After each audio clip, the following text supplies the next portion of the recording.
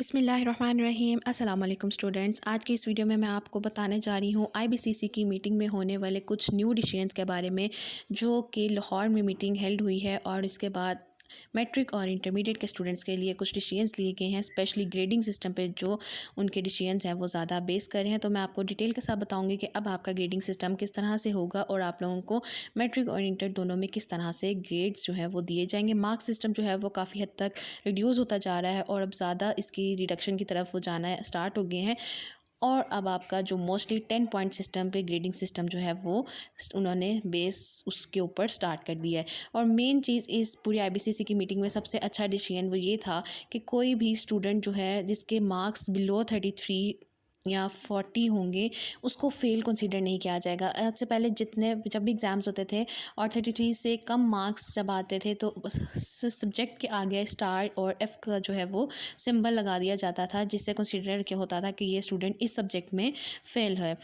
लेकिन अब आईबीसीसी ने डिसीजन लिया है कि किसी भी स्टूडेंट के ट्रांसक्रिप्ट के आगे एफ मीन्स के फ़ेल नहीं लिखाया जाएगा और इसकी बजाय जो है एक यू का टर्म उन्होंने इंट्रोड्यूस करवाया। You will stand for unsatisfactory और ये यू जो है वो हर सब्जेक्ट के आगे या जो भी आपका ट्रांसक्रिप्ट होगा, जो रिज़ल्ट कार्ड होगा, उसके आगे लिखा जाएगा यू का सिंबल, जिसमें आपके मार्क्स बिलो 40 होंगे। पहले मार्क्स का जो सिस्टम था वो बिलो 33 था, अब ये मार्क्स इंक्रीज़ होकर बिलो 40 चले गए हैं।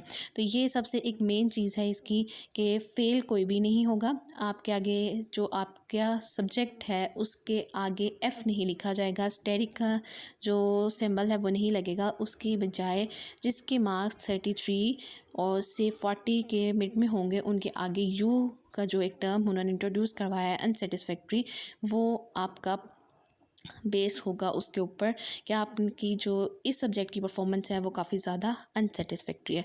अब डिस्कस करते हैं ग्रेडिंग सिस्टम के किस किस तरह कितने परसेंटेज पे और कितने मार्क्स पे आप लोगों को क्या क्या ग्रेड दिया जाएगा।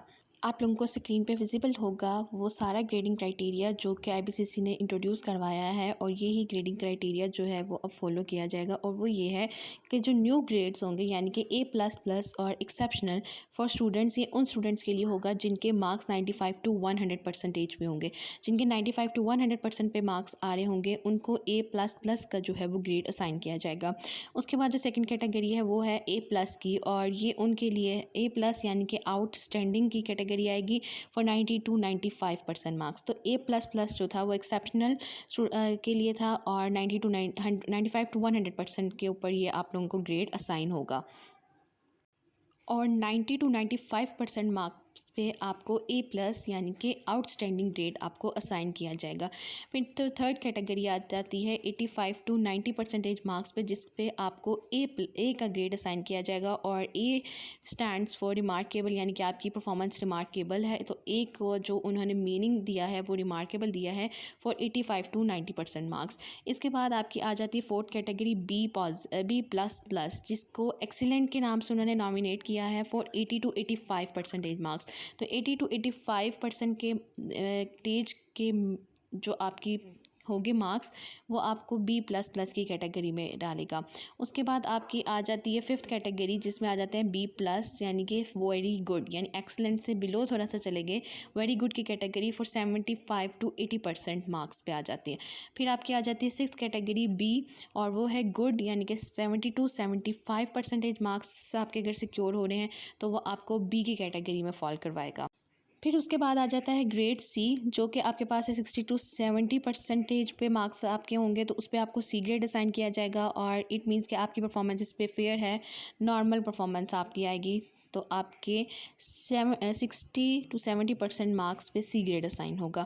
उसके बाद आ जाते हैं 50 to 60% पे मार्क्स पे, उस पर आप लोगों को D ग्रेड असाइन किया जाएगा। और लास्ट पे है हमारे पास 40 to 50% मार्क्स, जिस पे आपको E ग्रेड असाइन किया जाएगा। तो ये है हमारा A++ से लेके E तक का ग्रेडिंग सिस्टम जो कि न्यू इंट्रोड्यूस करवाया है आईबीसीसी की मीटिंग में। तो स्टूडेंट्स, मुझे उम्मीद है कि आप लोगों को ये न्यू अपडेट और न्यू जो ग्रेडिंग सिस्टम है उसके बारे में इंफॉर्मेशन आपको पसंद आई होगी। और इन केस अगर आपके पास कोई क्वेश्चन है, कोई क्वेरी है इससे रिलेटेड या कोई और प्रॉब्लम जो कि क्लियर नहीं हुई, तो आप लोग मुझसे कंसल्ट कर सकते हैं। मेरी तरफ से मुकम्मल कोशिश होगी कि आप लोगों को मुकम्मल तौर पर मैं गाइड कर सकूँ।